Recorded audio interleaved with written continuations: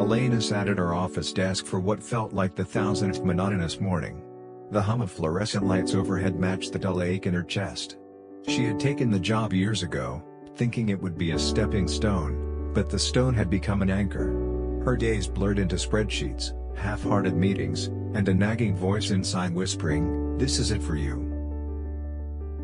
One rainy Tuesday, the elevator broke down, forcing Elena to take the stairs. On the third flight she met an elderly janitor named Mr. Harris, who was mopping while humming an upbeat tune. "How do you stay so cheerful?" she blurted, embarrassed at her own outburst.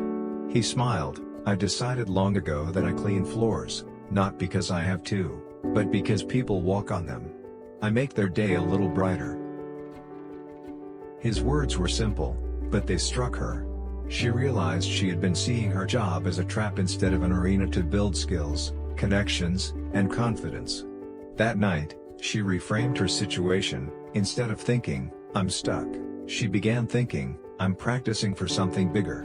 Within months she started volunteering for new projects, networking with coworkers, and eventually landed an interview at a non-profit she'd always admired. Across town, Marco sat in his cramped studio staring at a half-finished canvas. He had painted since childhood, but lately he scrolled through Instagram, comparing himself to glossy art accounts. His brushstrokes felt clumsy.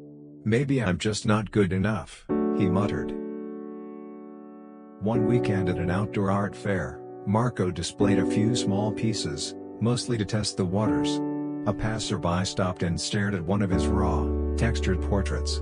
"This feels alive," she whispered, and bought it on the spot. Then another visitor praised the same rough quality Marco had always tried to smooth away. That night he spread his old works across the floor and saw a pattern. The paintings that came from instinct, not imitation, were the ones people remembered. He realized his imperfections were actually his signature. Instead of chasing someone else's style, he leaned into his own, posting his most unpolished but heartfelt work online. Commissions began trickling in. Meanwhile, Sarah sat curled up with her phone late at night, scrolling through endless reels of people traveling, succeeding, and smiling. She had a good job and supportive friends, but every swipe left her feeling smaller.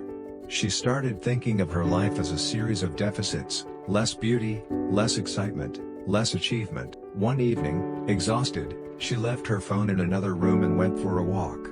She noticed the orange glow of streetlights, the smell of bread from a bakery, and a small dog tugging on its leash. For the first time in months she felt present. She began journaling each night, not about what she lacked but what she appreciated: a good conversation, a moment of learning, a small victory at work. Slowly, her focus shifted inward. She set goals based on her own progress rather than likes or views. Her friends noticed her new calm confidence. She wasn't suddenly living a movie-worthy life, she was living her life, and that felt enough. Months later, these three strangers' paths crossed at a weekend workshop about mindset shifts. Elena shared how she reframed her dead-end job into a launchpad. Marco spoke about embracing his unique style. Sarah described her social media detox and gratitude journaling. They laughed at how small moments, a janitor's words, a buyer's comment, a quiet walk, had transformed their outlooks. The workshop ended with everyone writing a single line on a board titled "Through New Eyes." Elena wrote, "Change begins the moment you change the story you tell yourself." Marco wrote, "Your quirks are your compass." Sarah wrote, "Comparison steals joy, focus plants peace." Looking at the board, they realized the power of mindset wasn't just an abstract concept, it was a daily practice, a lens through which the same world could appear dull or dazzling. They left that day not as completely new people but as people who had shifted direction, by a few degrees maybe, but enough to change their horizons.